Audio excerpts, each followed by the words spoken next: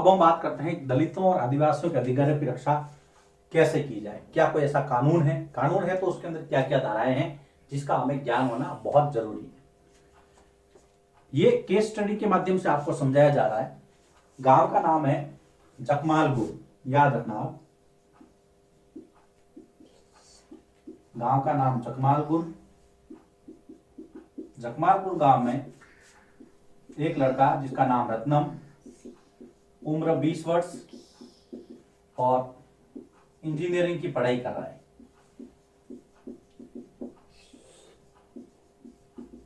Engineering की शिक्षा प्राप्त कर रहा है रत्नम। गांव है उसका जकमालपुर। जकमालपुर गांव में एक रस्म है, एक त्योहार है जो हर 5 वर्ष के अंतराल पर आयोजित होता है। तो जकमालपुर गांव, इसके अंदर एक त्योहार प्रत्येक 5 वर्ष के बाद में आयोजित होता है। और उसमें उस त्योहार के अंदर क्या होता है, जो दलित समुदाय है वो पुजारियों के पैर धोकर के धोवन के पानी से नहाता है। दलित समुदाय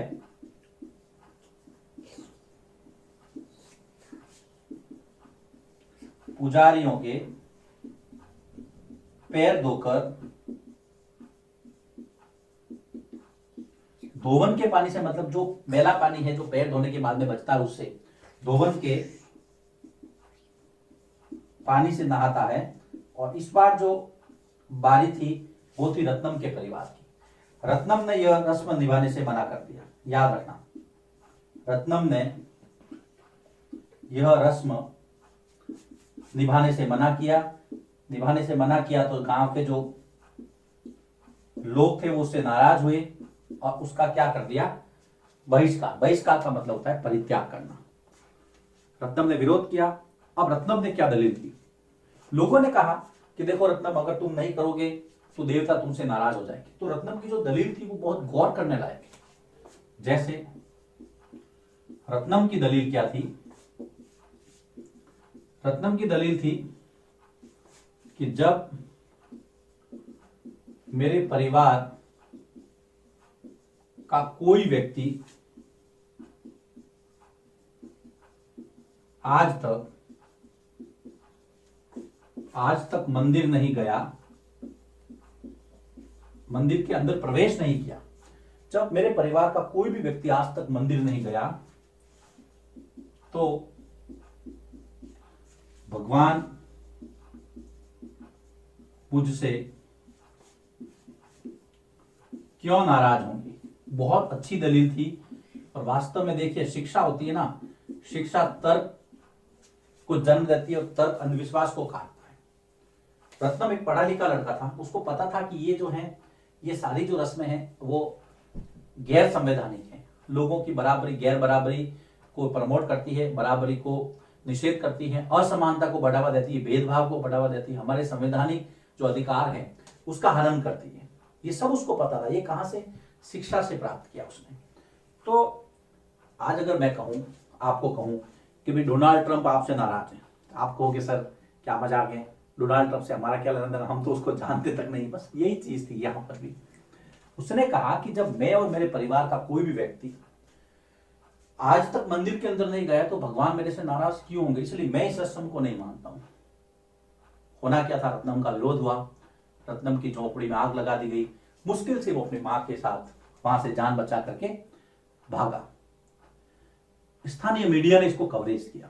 मीडिया कवरेज के बाद में इस प्रथा का विरोध हुआ और उसके बाद में यह प्रथा जो है वो खत्म कर दी गई। रत्नम को घर छोड़ना पड़ा। मैं शॉर्ट में आपको बता रहा हूं, सारी कहानी आपको मैंने समझा दी है। स्थानीय मीडिया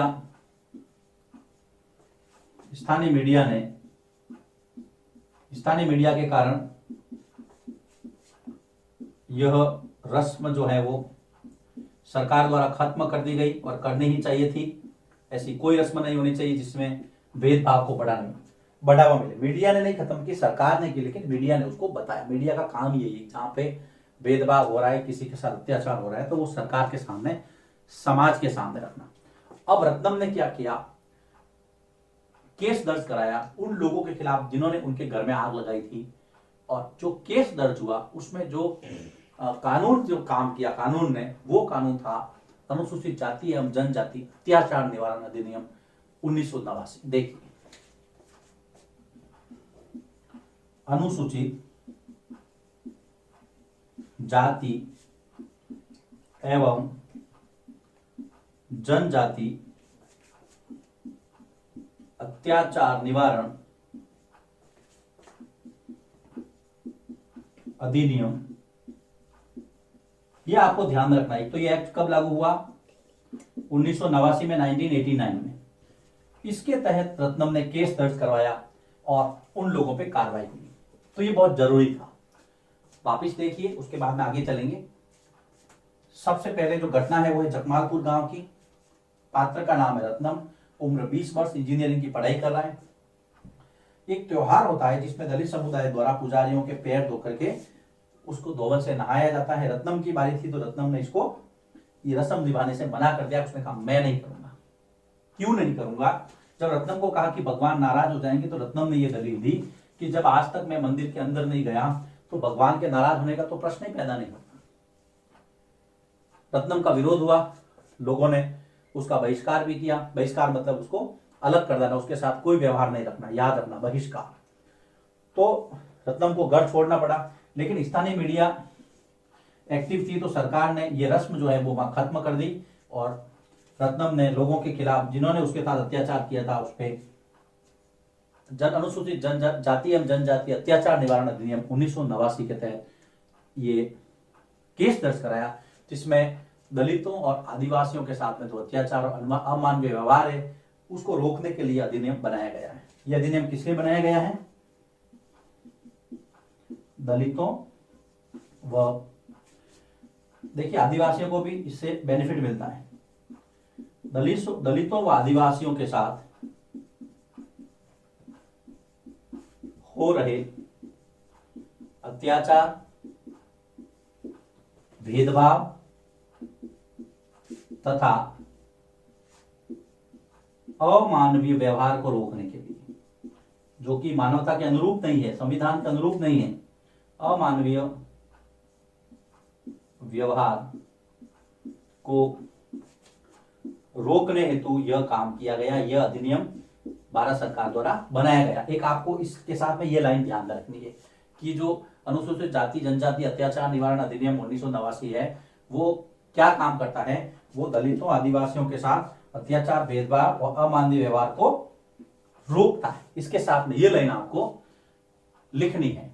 अब हम देखते हैं कि इसके अंदर कौन कौन सी धाराएं हैं, इसके अंदर कौन कौन से नियम हैं, जो कि यहां पर भी दिए आपको लिखना है। मतलब एग्जाम में अगर पूछ ले कि अनुसूचित जाति जनजाति अत्याचार निवारण अधिनियम 1989 के तहत क्या क्या सहूलियत या क्या क्या अधिकार मिले हुए हैं, तो आप उसको लिस्ट आउट करेंगे। वो मैं बता रहा हूं अगले बोर्ड वर्क में। पहले आप इसको लिखिए, फिर हम आगे बढ़ते हैं। अभी जो 1989 का जो अधिनियम है उसके अंदर जो नैतिक रूप से निंदनीय व्यवहार है, जो मानव को मानवता के नाते नहीं करना चाहिए, उसके लिए नैतिक रूप से निंदनीय सबसे पहले तो। दूसरा, शारीरिक रूप से खौफनाक, जो कि शरीर को हानि पहुंचा सकता है और यहां तक कि इतनी हिंसा हो जाती है कि व्यक्ति का जीवन भी खतरे में पड़ सकता है। तो उसके लिए अपराधों की जो है लिस्ट दी गई है कि क्या क्या नहीं करना चाहिए, अगर कोई ऐसा करता है तो अपराधी है। तो सबसे पहले कि अनुसूचित जाति और जनजाति, ध्यान रखिए, पहला बिंदु मैं यहां लिख रहा हूं, अनुसूचित जाति तथा जनजाति की किसी भी व्यक्ति को, पहला, अनुसूचित जाति तथा जनजाति के किसी भी व्यक्ति को कोई भी ऐसा पदार्थ जो खाद्य नहीं है, अखाद्य पदार्थ, अनुसूचित जाति या जनजाति किसी व्यक्ति कोई अखाद्य अथवा गंदा पदार्थ खाने या पीने को विवश करते व्यक्ति को कोई भी अखाद्य जो खाने योग्य नहीं है तथा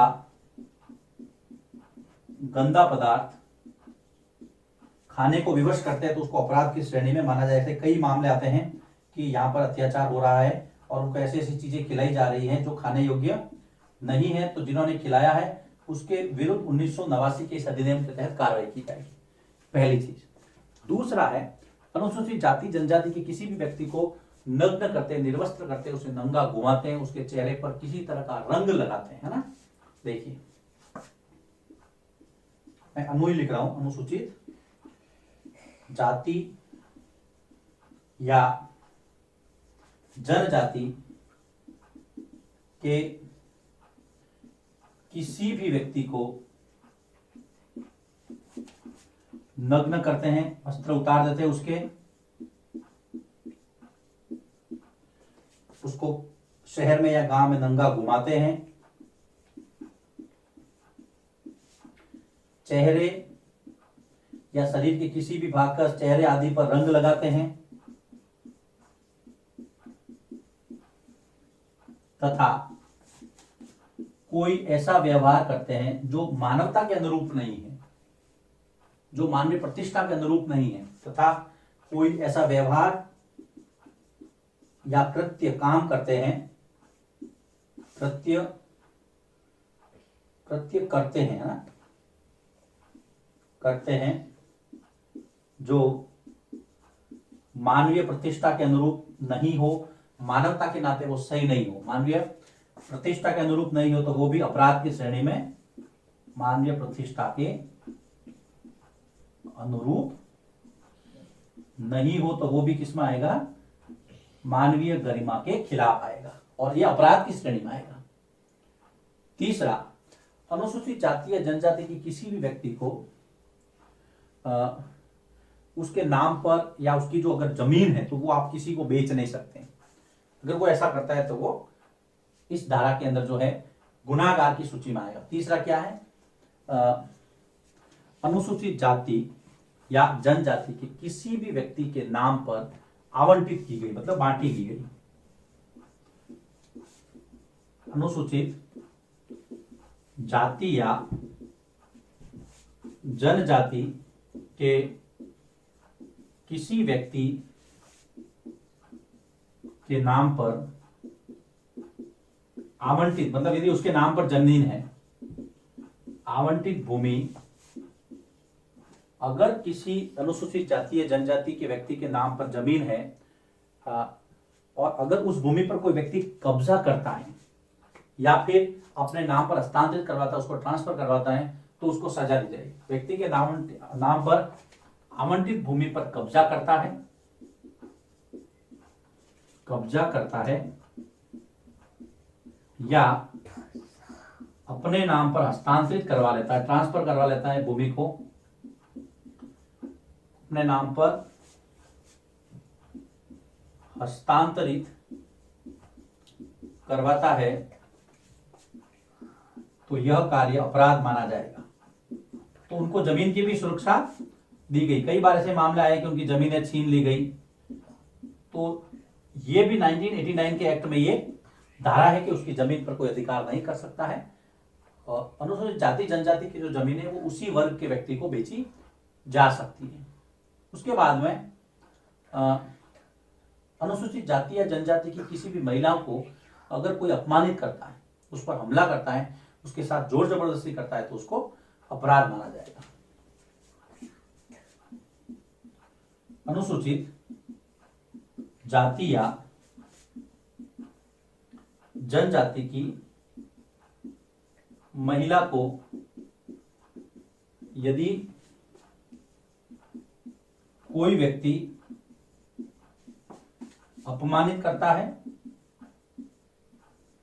उस पर हमला करता है या जोर जबरदस्ती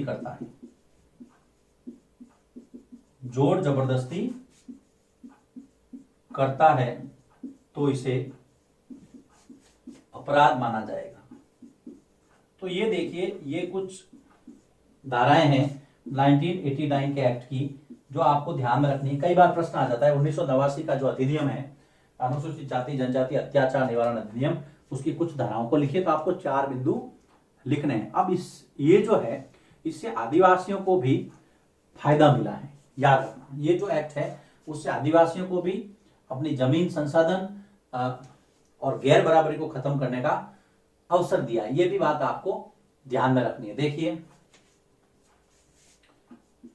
इस अधिनियम से, मैं अधि लिख रहा हूं, इस अधिनियम से आदिवासियों को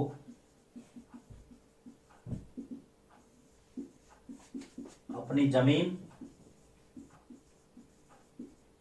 वन संसाधन तथा बराबरी का अधिकार मिला है। उन्होंने भी इसका इस्तेमाल किया है। हम आगे पढ़ेंगे तीसरे वीडियो में कि आदिवासियों ने इस अधिनियम से कैसे फायदा लिया है या उनको जो है इस अधिनियम से कैसे अधिकार मिले। इसके पहले हमने देखा था 1989 का अधिनियम क्या है। अब यहाँ पर धाराएं, तो धाराओं में पहला तो यह है कि कोई भी अखाद्य या गंदा पदार्थ खाने को विवश नहीं किया जाएगा। दूसरा, किसी भी व्यक्ति को निर्वस्त्र नग्न करके अगर उसको घुमाना, चेहरे पे रंग लगाना, अमानवीय व्यवहार करना, ये सब गलत है, उसको अपराध माना जाएगा। तीसरा, जो जमीन है वो अनुसूचित जाति जनजाति के आदमी या व्यक्ति के नाम पर आवंटित है तो उसको कोई भी अपने नाम पर ट्रांसफर नहीं करवाया जाएगा। कोई ऐसा करता है तो उसके खिलाफ कार्रवाई की जाएगी। चौथा है, अनुसूचित जाति जनजाति की कोई महिला है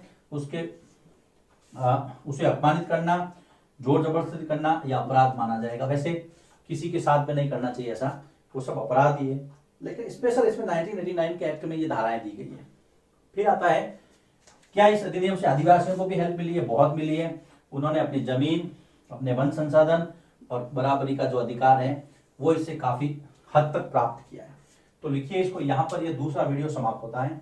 तीसरे वीडियो में हम देखेंगे कि आदिवासियों ने अपने अधिकारों की लड़ाई किस लिए, कैसे लड़ी है, क्या 1989 का एक्ट उनको भी हेल्प करता है। इसके अलावा समाज का एक और वर्ग जो हाथ से मैला उठाता है, गंदगी साफ करता है, उसने अपने आप को किस प्रकार से हाशिए से मुख्य धारा में जोड़ने के लिए सरकार ने या उसने खुद ने क्या क्या प्रयास किए हैं। नोट कीजिए इसको। अब हम बढ़ते हैं तीसरे वीडियो की ओर।